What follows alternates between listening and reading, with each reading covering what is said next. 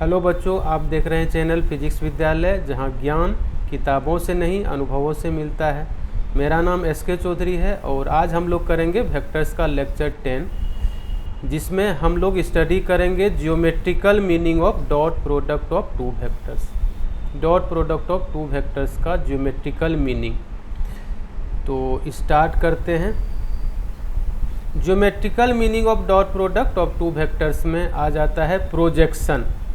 किसी वेक्टर का दूसरे वेक्टर पर प्रोजेक्शन, यानी वेक्टर ए और वेक्टर बी अगर आपको दिया हुआ है तो वेक्टर ए का वेक्टर बी पर क्या प्रोजेक्शन होगा, ये हम लोग पढ़ेंगे इसमें।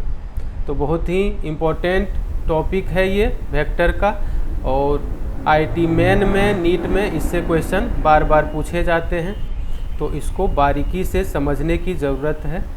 तो स्टार्ट करते हैं। सबसे पहले आप समझो कि प्रोजेक्शन क्या होता है। प्रोजेक्शन पहले समझ में आना चाहिए। तो प्रोजेक्शन के लिए आप मान लो, ये आप मान लो कि कोई एक रॉड है या कोई एक लाइन है। ये कोई एक लाइन है और इसका प्रोजेक्शन चाहिए ग्राउंड पर। इस लाइन का प्रोजेक्शन चाहिए ग्राउंड पर। कहाँ प्रोजेक्शन चाहिए बेटा? ग्राउंड पर। ये मान लो ग्राउंड। सबसे पहले प्रोजेक्शन समझते हैं। प्रोजेक्शन क्या है? तो यहाँ से आप एक परपेंडिकुलर ड्रॉ कर दोगे डॉटेड लाइन से। तो इस ग्राउंड पर जहाँ पड़ेगा उसको आप डिनोट कर दो। फिर यहाँ से परपेंडिकुलर ड्रॉ कर दो ग्राउंड पर। ये ग्राउंड। तो इस लाइन का जो प्रोजेक्शन होगा ग्राउंड पर यही हो जाएगा। ये जो लेंथ होगा, अगर एल लेंथ का ये रॉड है, ये लाइन है अगर एल लेंथ का, और इसका प्रोजेक्शन ग्राउंड पर चाहिए तो, और हॉरिजॉन्टल लाइन है, तो आप इस पर लाइट इस तरीके से इस पर इंसिडेंट आप करवाओगे तो इसका प्रोजेक्शन आपको ग्राउंड पर मिल जाएगा। तो जो इसका लेंथ होता है वही यहाँ पर प्रोजेक्शन के रूप में आ पाता है। ये जो मैं यहाँ बोल्ड से दिखा रहा हूँ यही प्रोजेक्शन हो जाएगा।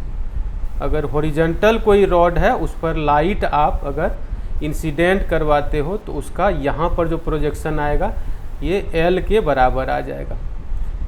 लेकिन अगर ऐसे ग्राउंड है और ये ग्राउंड है, ग्राउंड के साथ कुछ एंगल पर ये रॉड है, आप मान लो ग्राउंड के साथ कुछ एंगल पर ये रॉड एल लेंथ का, ग्राउंड से कुछ एंगल पर ये रॉड है, और ये ग्राउंड के साथ जो एंगल बना रहा है ये थीटा है, और इस एल का प्रोजेक्शन चाहिए ग्राउंड पर।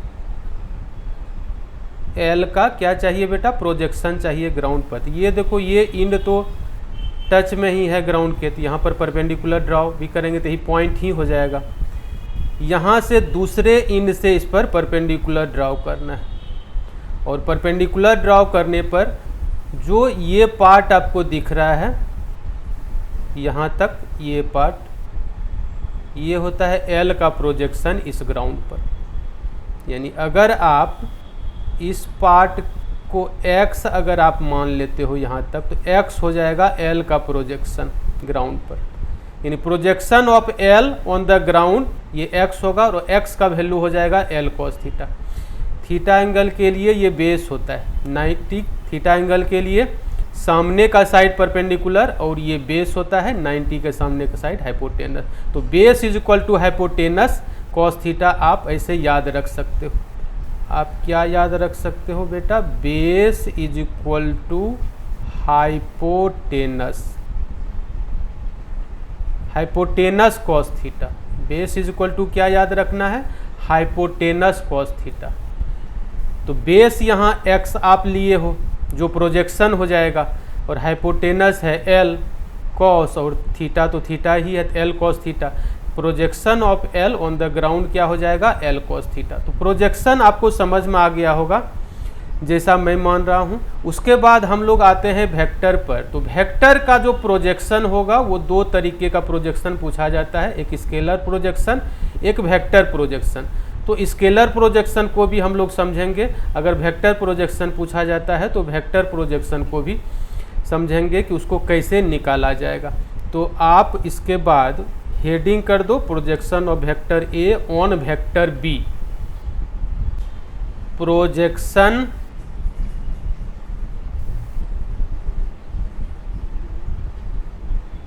Of vector A on vector B, ये पढ़ना है। तो प्रोजेक्शन में दो तरीके का प्रोजेक्शन हम लोग को पढ़ना रहता है।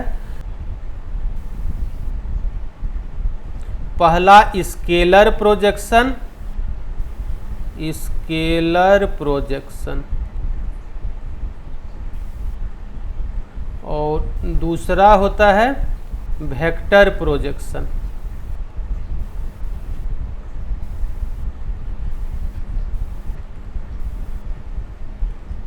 दोनों में से कुछ भी पूछा जा सकता है, स्केलर प्रोजेक्शन या वेक्टर प्रोजेक्शन। तो इसके लिए मैं एक वेक्टर ले रहा हूँ,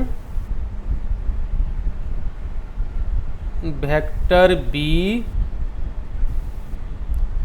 और एक वेक्टर लिया हूँ वेक्टर ए। वेक्टर ए का प्रोजेक्शन बी पर चाहिए। ये एंगल दिया हुआ है, मान लो थीटा। यहाँ पर तो बी के टच में ही है, यहाँ पर इंटरसेक्शन अगर परपेंडिकुलर ड्रॉ भी करेंगे तो ये तो पॉइंट ही है आपका।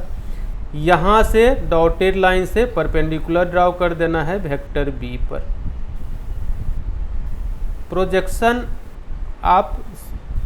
प्रोजेक्शन को आप बारीकी से समझने का कोशिश करो बेटा।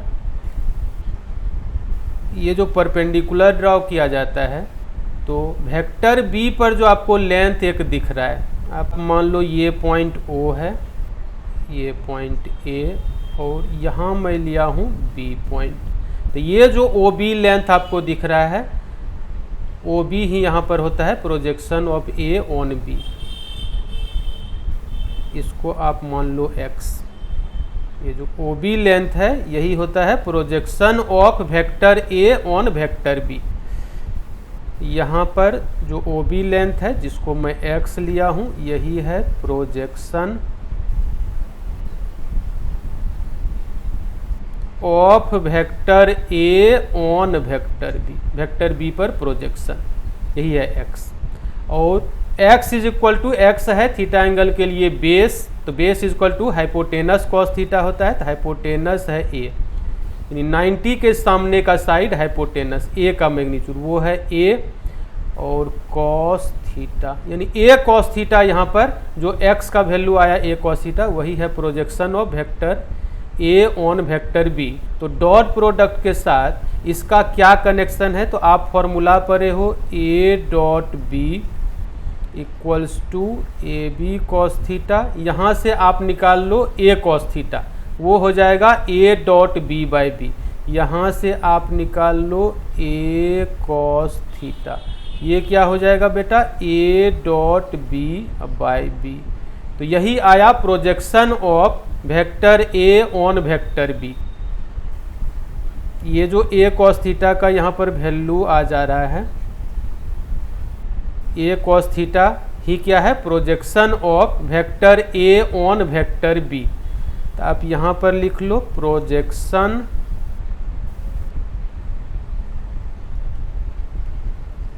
Of vector A on vector B. तो फॉर्मूला क्या निकल करके आया, a dot B divided by b का मैग्नीट्यूड। यानी a का प्रोजेक्शन b पर चाहिए तो a dot B by B.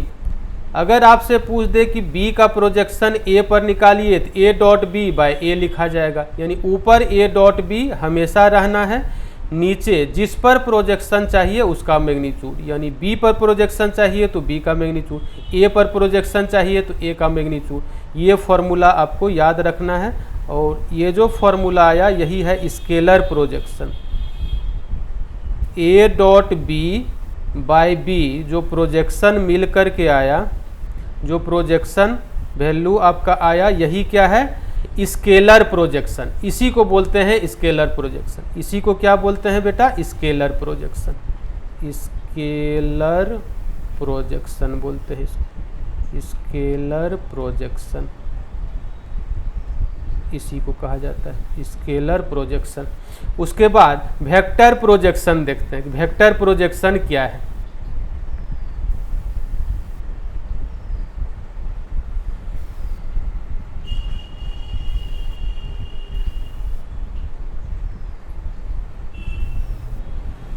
Vector projection,